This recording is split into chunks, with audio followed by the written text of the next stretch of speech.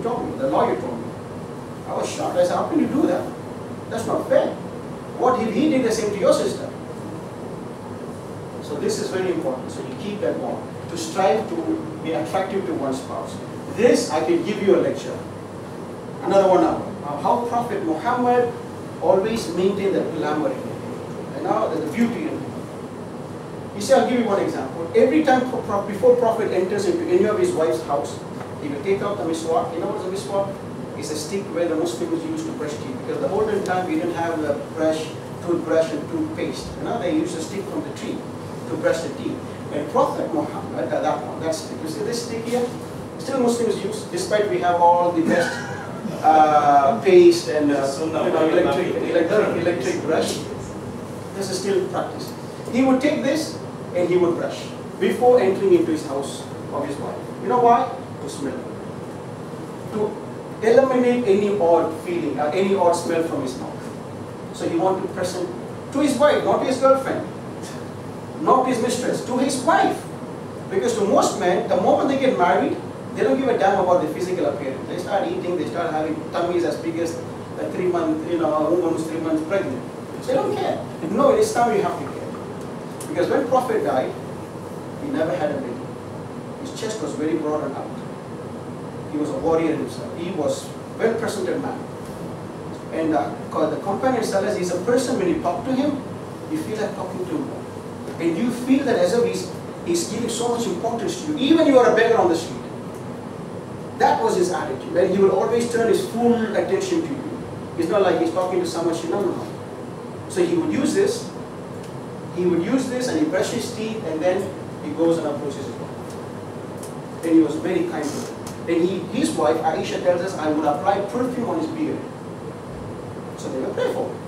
Muhammad was the most romantic man I have ever come across. I've read a lot of novels. But when I read about him, the 7th century, amazing. Even today we don't have men like that. And then to assist and support one another and resolve disputes. You see, this is another beautiful habit of the Prophet. What he does when he's in the house, he goes around doing the housework with his wife, helping her out. And as soon as the call for prayer comes, he goes and prays. You see, so he was actually helping his wife do the housework. So in Islam, housework is not, given to women. It's a gender thing. Matter of fact, housework is not for women. The husband has a duty to provide all physical maintenance of family, housing, food, medical care, etc., etc., etc. Which is true. That's why the Quran tells us men are degree above women. Many people misunderstood this verse and say, look, Quran is being oppressive. No. In the house of Islam, man has the obligation to pay for all the expenditures. If his wife is working, don't worry, she don't have to pay $1 into the family. Unless she does. If my wife is working, for example, I can't force my wife and say, look, I want you to pay half the rent. My friend in Australia told me a story. He was working in the 7-Eleven near the petrol station. And he had 2 young couples coming. They were flirting and kissing, and they were like completely lost in their romance. And they purchased the thing, and they put it for the counter to pay the bill.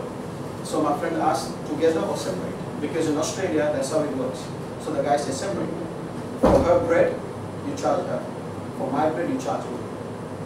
But I was thinking, just a few moments ago, they were kissing and they were in the world of romance. You see how it works in the West? In Islam. It is upon the husband to provide for all the expenditures of the house. Even if the woman is working. The duty of maintaining and protecting women falls upon our shoulders. So that's why Quran says, men are a degree above women. A degree above women. Why? Because you have to maintain. It's my duty, not my husband, not my wife's. But if she wants to contribute, it's her freedom. I can't stop her. Now, coming to final one, family harmony and its problems. You see, couples are bound to have problems. This is human. That's the best part about humans. Disagreements. That's what makes you, makes me me. If we all agree upon everything, then how are you different from me? You're not different. So you have your own process of thought and mind and priorities. So at times, you you are bound to face difficulties, constraints, or frustrations with each other. So what the Quran says, "Oh, you believe, it is not lawful for you to inherit women by compulsion. And do not make difficulty for them in order to take back what you have given them." So whatever you have given them, now don't talk about taking it back. Just because you have some disputes. And then, and live with them in kindness. For if you dislike them, perhaps you dislike a thing that God makes therein much good for you. This is one attitude that Islam teaches. You know, positive thinking. All this positive thinking you'll find in the Quran. Quran says, even if you dislike them, there's maybe very good stuff in them. I mean, they're good for, they're good. Maybe you're not looking at it in the long run. So still be kind to them. And Prophet Muhammad, in one narration, he said, if you dislike your wife for whatever reason, look at the good things she has. And every human being, you or me, we all have the plus and the minus. Nobody is always plus plus. We all have our minuses. But what we do, we try to minimize the minus and try to cultivate more on the plus. That's what God tells us. Everybody, we have weakness. Sometimes we are short-tempered. Some men are very short-tempered. Some men don't even get angry. Anything is okay with you. It's important, not good. You have to be in the middle. And then another tradition of the Prophet is that only a man of noble character will honor a woman. So this is indicating men. So unless you're a man of honor, you can't honor a woman. And only a man with base intentions will dishonor a woman. So if I want to be a best of Muslims, my core values come with my mother. I have to value my mother. And that's the one that won't. And my sister in the family. Whether I have a sister, I have to respect her. And then my wife, and then my daughter, and then my grandchildren, So for a man, the honor and upholding of women's rights, the moment he's born until he dies, he has it. Because, as the Prophet Muhammad said, every one of you is a shepherd. And you are responsible for your flocks. And the one who's responsible for, I'm responsible for my family. And every one of you, in some way, are looking after some effects. Maybe in the office, you're a manager, you're managers. Or you're working in an institute, you're a teacher or principal. You have people who rely on you. So with responsibility comes accountability. And then, shall I, and finally, Prophet Muhammad said, shall I tell you what is best object of charity? He said, if your daughter who's married returns back to you as a divorcee or widow, and she has nobody else except you as a father to provide for her, if you provide for her from that wealth, that is the best of charity. Again, an elevation. You see, people think as soon as they get their daughters married, they can wash their hands. They're done with the duties towards their family, towards their daughter. That's not so. In Islam, a father is a father until he is married, until he dies. He has that concern. You see, for fathers, even your child is 30 years old, to a father and a mother, the child is still 5. That's how they look at the child.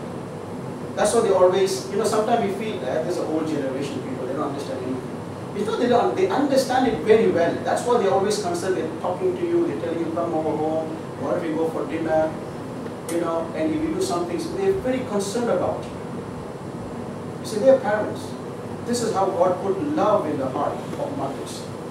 You see, in one tradition we are told a woman was carrying a baby, and Prophet Muhammad asked, do you think that they were captives, they were war captives, battle captives, and she was carrying a baby, and Prophet Muhammad said, do you think that woman will cast that baby into the fire?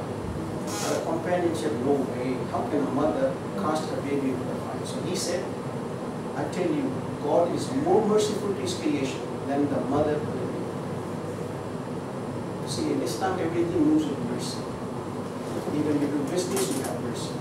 You deal with people, you have the kindness. And Prophet Muhammad has demonstrated to us, and he's left behind a legacy of people who actually live by this. That's why you have people like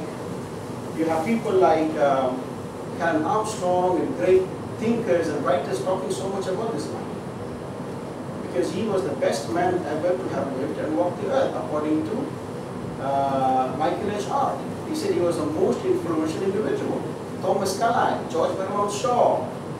You can name, I can give you a list of great writers and thinkers who have named Muhammad to be be a man who was more successful in secular life as well as was a spiritual life. So he left behind a legacy. The legacy was Islam, the total submission to the Lord. And it guides man from every aspect of life. From the moment you're born until the moment you die, God tells you what you should do. Because He is a common denominator. You see, what is right to you may not be right to me. What is decent in India may not be decent in the US. What is considered to be decency in the US may not be considered decent in India. So we vary depending on our culture and our values. So we take God Almighty to be our denominator. So if God Almighty says this is right, we do it. God says no, then we different. So with this, I would like to thank all of you for coming over. And it's an honor that I get to meet all of you again. And I praise God, and I conclude this, and I leave it to Q&A for you. If you have any Q&A, please let me know. I'll try my best to answer your questions. I'm not a scholar. I'm just a businessman, and I'm trying to do this at my own interest. So don't assume me as some kind of scholar. I'm not. So in this, alhamdulillah, more praise to you. So, thank you all. That's what I'm used to standing.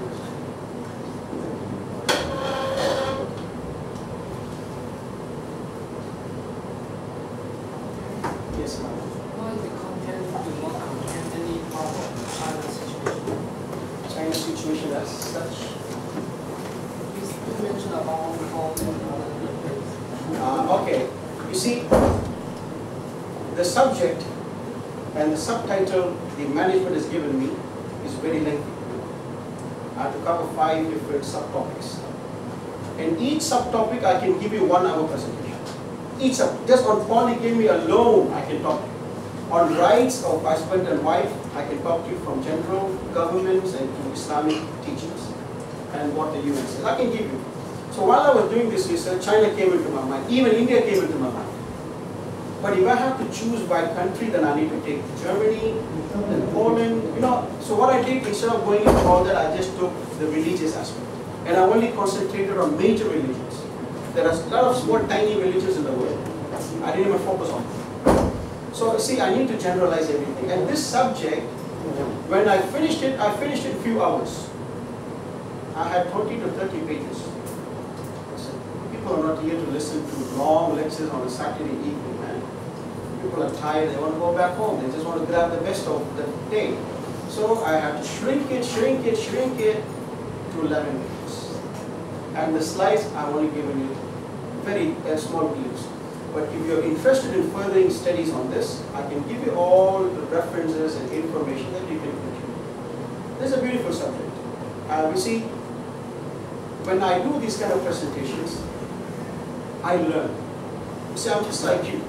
I took some time to prepare. If you have done, maybe you'll also come across with a better material than this. So I'm trying to learn by teaching, by presenting to you, I'm learning. And I'm mastering these. And for me, I make it on myself to memorize these things. Because every time I can't have notes. So when I'm talking on the street to somebody, ask a question, why you moving, and you guys can have 4, then I need to explain it, the top of my head.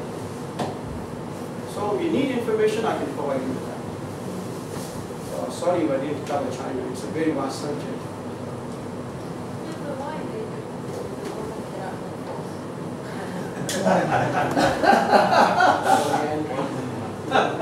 Women don't provide for the men. Okay, number 1, it's practically not possible. Despite the fact Tibet is flourishing in that part of the event. What Islam says is, you see, like I said, knowing your father is important. If there's only one father, and he's got 4 or 3 wives, it's easy to identify the father of the child is so-and-so, and the mother of the child is so-and-so. But if a woman practices multiple partners, how will she identify? Of course, you can say DNA. You can go for a DNA check and all that. But Islam is for all age of time. It's not confined to our age, 21st century, where you have this DNA. And there are places in Africa, I'm sure there are even places in China, people have unheard of this DNA stuff. So practically, for a woman to maintain 4 husbands, do you think, from female perspective, leave me out. Do you think that's feasible? Trust me, maintaining one man in the house is already a war. Am I correct? The guy comes and he says, your coffee is not good. I told you to put extra sugar, and I told you to put brown sugar. And the guy is screaming, you know. That's men. Right? Not every man is like Muhammad or his companions. We all get short-tempered, we lose temper, we even take it on our children, right? So for a woman to maintain, you see, you have to be practical. Not everything is going to be equal as like that. If that is the case, women should be doing more work than, women do more easy work compared to men in the factory. But in China, it's the opposite. Women do more than the factory. Guys will do the packing ones. The easy ones they do. I was surprised to see. The toolings are all done by Chinese girls. A very tough job to shape and mold this mold. These toolings are a very tough job. I can't do that. I can watch. You see, so you have to see whether it's practical. And moreover, not only that, if you look at the statistics of the world, we have more women than men in the world. According to Encyclopedia 1984, I'll take down these days, yeah.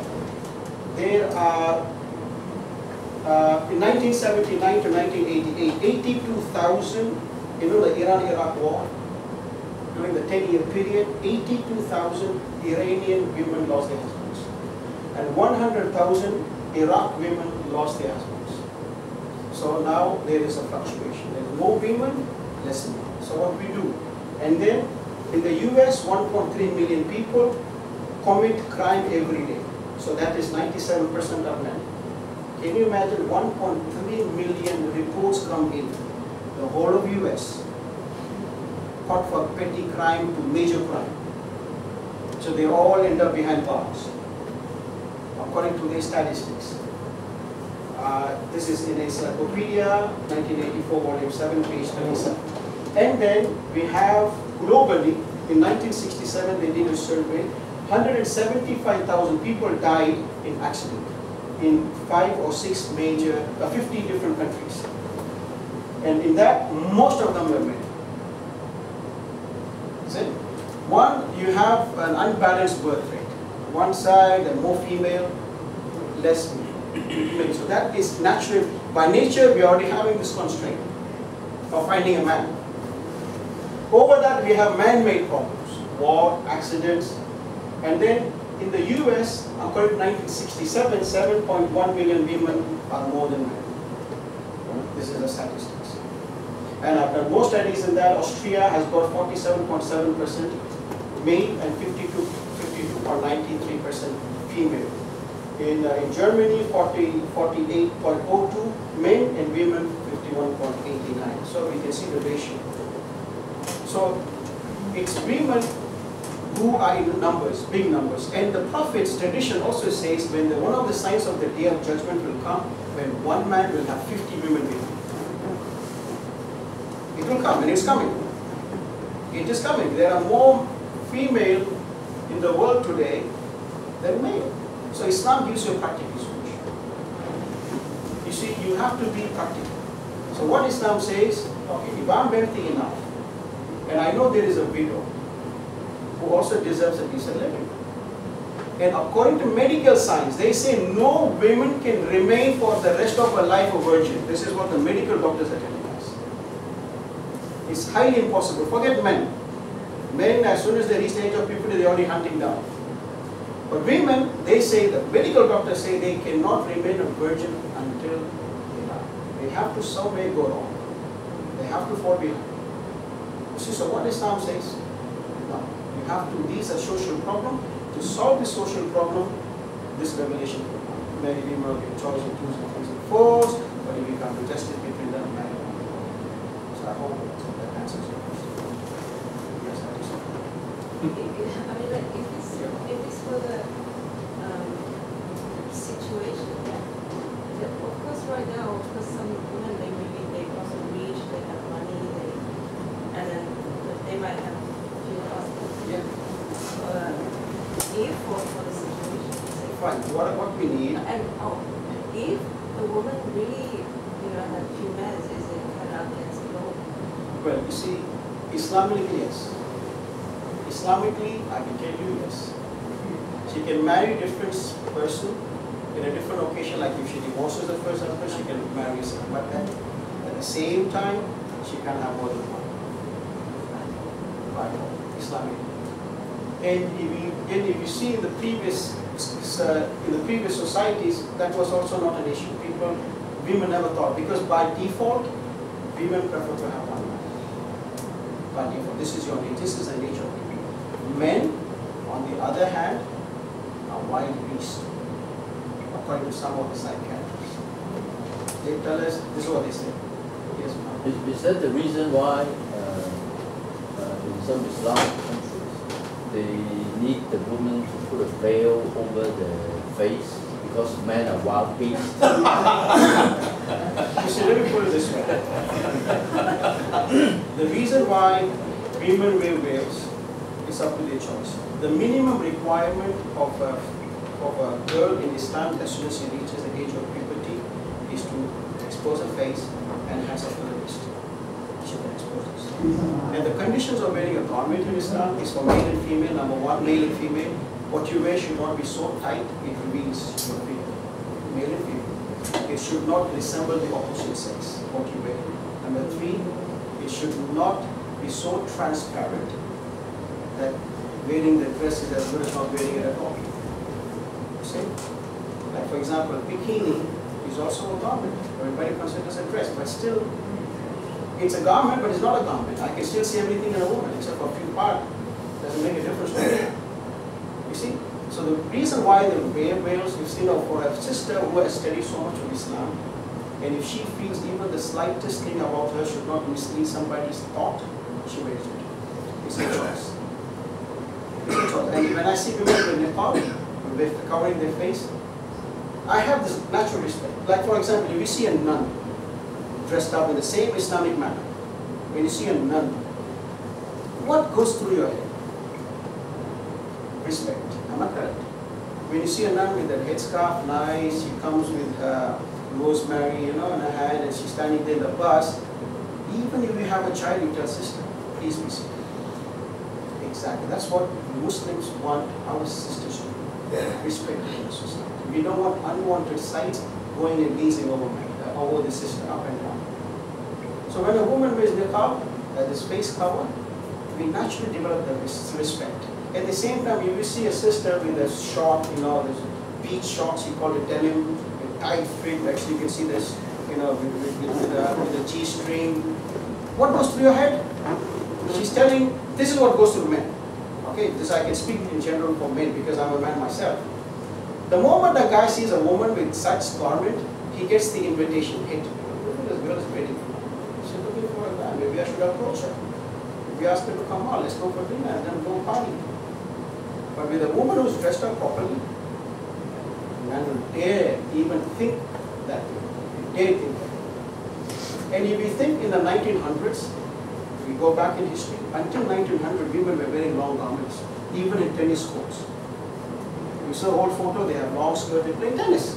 Now it's come down here, tights. And then if you see the ratio of rape in comparison, the shorter the garment went for women, the rape started to increase.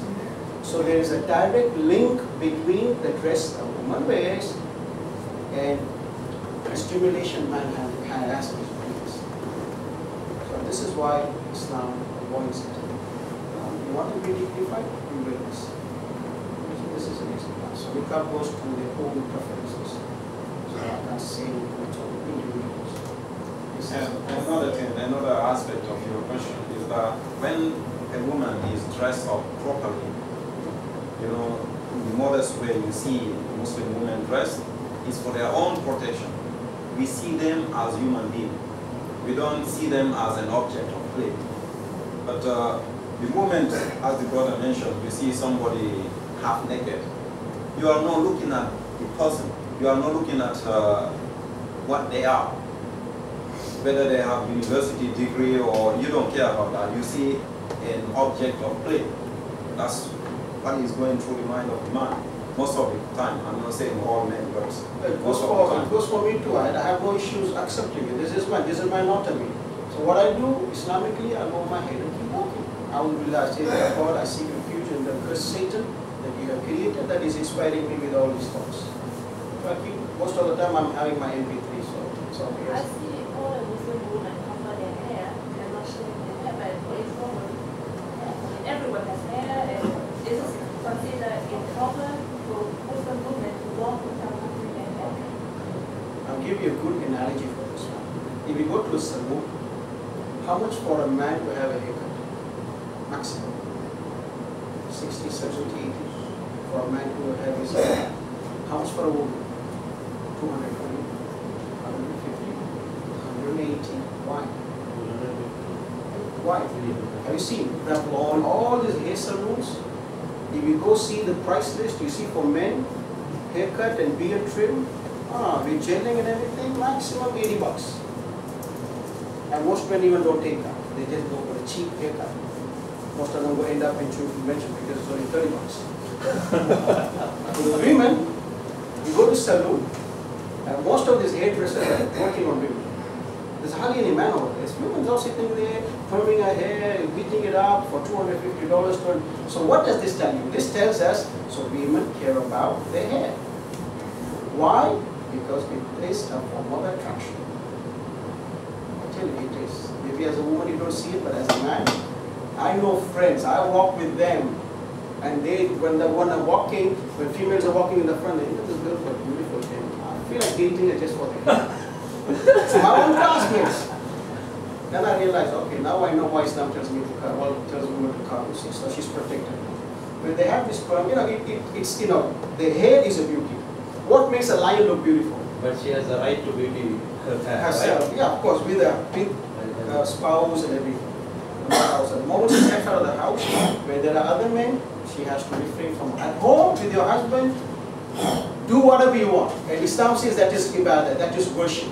To please your husband, or he pleases you in any way, that is considered in Islam to be a form of worship. So remember that. But when you're coming in the public amongst other people, behave yourself. Well, she can do it with a woman to please her husband. No, but you still have this business. Of course, this business will be there. Of course, women have to still cut their hair, my sister. You can't have such a long hair, the hair is like, pulling your hair. I mean, they not charge the expense. No, why they charge? The question is, why are they charging women hairdress so high? Because you value it. Why do you value it? Because it contributes to your facial appeal. It does contribute to certain. Another aspect of this, I can go and have a haircut, right? But it's short. You see me at the beginning of the course here, it was 0. None of you had any problem with that. But if you come here next Saturday with 0 hair, we'll all be like, well, there is something not right with this man. If everyone thinks like that, it's their problem. Yes, this is another question. Just to turn it the other way around, is to say that for men, the hair, it doesn't attract much, but for the women, a woman with no hair, it has, it's not appealing at all.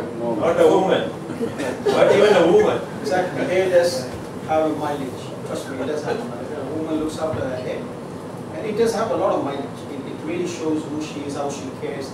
Like one of my classmates used to tell me, if I want to know how hygienic you are, I just have to see your teeth. When you smile, it is clean and neat, I know how hygienic you are. Maybe that is true. That's why Prophet Muhammad was the only man who taught his people to brush minimum 5 times a day.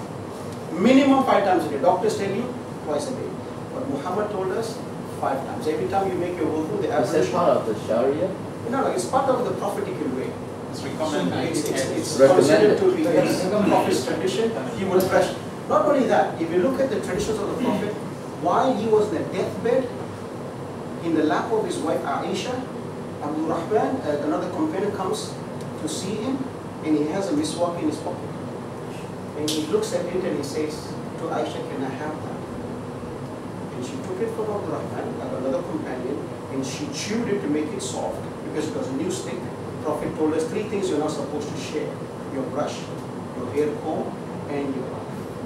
3 things Prophet said are forbidden to share. This is a tradition of the Prophet. So it was a new miswak stick. So he took it, she was chewing it to make it soft, and then she gave it to Prophet Muhammad, and he brushed his teeth. You know why he brushed his teeth? Because when he dies, when he meets his Lord, he wants to smell. Because the traditions of Islam is God says God is beauty and God loves everything that is beauty. So for us to look beautiful to other people, it's a kind of, it's a virtue. So he was chewing that. So when he gets resurrected on the day of judgment, he is fresh. And not only that, another tradition tells us every morning he will brush his teeth. Before the Gabriel that brings in the message will not come to him unless he has brushed his teeth. Because the angels are not sensitive to any smell but bad smell. They can't stand. The angels created by God cannot stand any bad smell. So the Prophet of Islam would brush his teeth before the revelations come to him. You see? So this is why. No, I've read somewhere that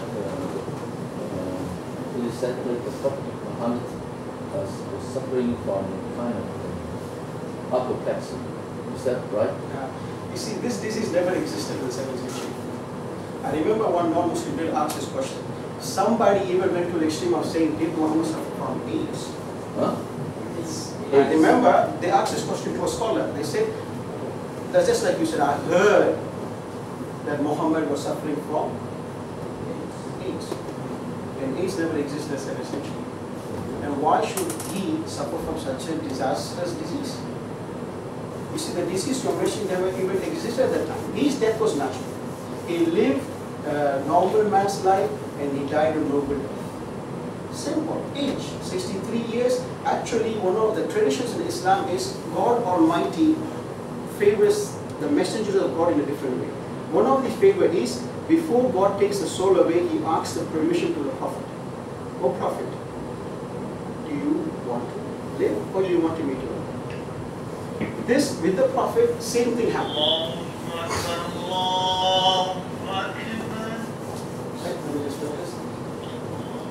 And then he said,